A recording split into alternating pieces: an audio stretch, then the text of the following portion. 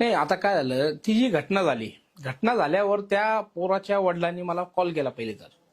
आणि ते वेळोवेळी काही त्यांच्यावर अडचण आली की ते मला कॉल करतात. काही घटना घडली तर मला घटना घडली आणि त्यांनी जे सांगितलं की माझ्या पोराला मारहाण झाली, मुंबईचे काही लोक आले आणि मारहाण करताय, तर मला ते असं वाटलं किरकोळ हा वाद असेल. मी तेवढा सिरियस नाही घेतला, पण मी त्याच वेळेस डीवायएसपी साहेबांना फोन केला का त्या हॉटेलवर काहीतरी भांडणं चालू आहे, तिथं आपण जाऊन ते चेक करा. मारणारे कोण होते तर मला माहितीही नाही. राजकीय लोक रस्त्यावर उतरले, तर उतरल्यानंतर ते स्वतःही घाबरत होते ना नाव घ्यायला का कोण आहे यांचा आका म्हणजे हा का आत्तापासून हे सुरू नाहीये.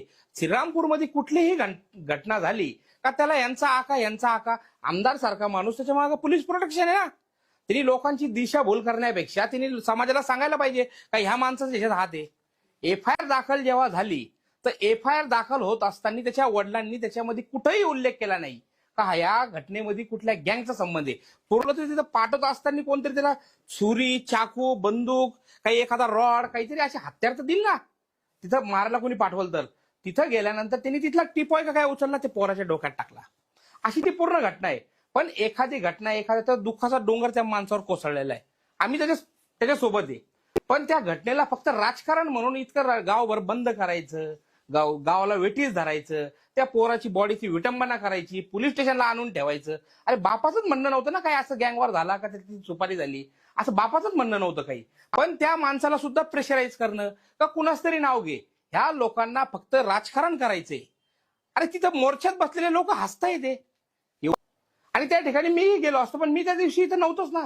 याचं एकच म्हणणं आहे, जिथं आम्ही याच्यात आढळलं असन आमचं एक कॉल, एक फोटो. अरे मोर्चामध्ये गेल्यानंतर मी ज्या ज्या ठिकाणी मोर्चाला जातो 20-30 हजार लोक त्या मोर्चामध्ये सहभाग घेतात.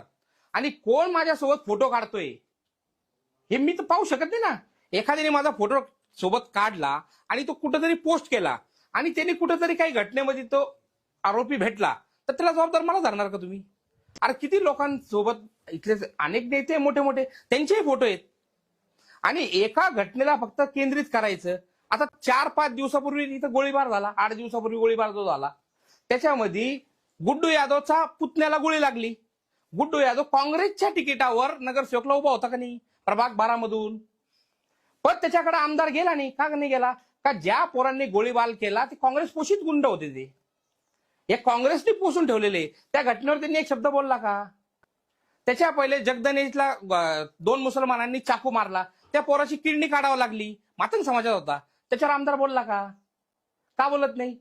नायगावच्या नदीवर एका मातंग समाजाच्या पोराची हत्या झाली, मोका लागला. मोका लागल्यानंतर त्यातल्या काही लोकांवर गोळीबार पण श्रीरामपूरमध्ये झाला, त्याच्यावर आमदार बोलला का? आणि त्या केसमध्ये 8 ते 9 आरोपी केलेले, फक्त 2 आरोपी त्याच्यात अटक आहे. इतर आरोपी श्रीरामपूरमध्ये राहतात. मोक्यामधले 2-2 मोके त्यांच्यावर लागतात.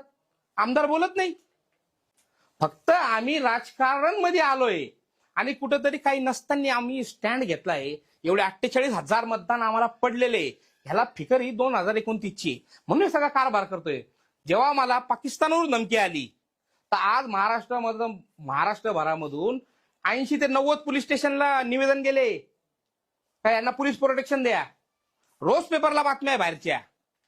पण मला त्या प्रोटेक्शनचा काही संबंध नाही. पण एवढी मोठी घटना झाली त्याच्यावर बोलला का? लव जिहादचा कायदा बनला तर सर्वात पहिले विरोध करणारा हा आमदार आहे.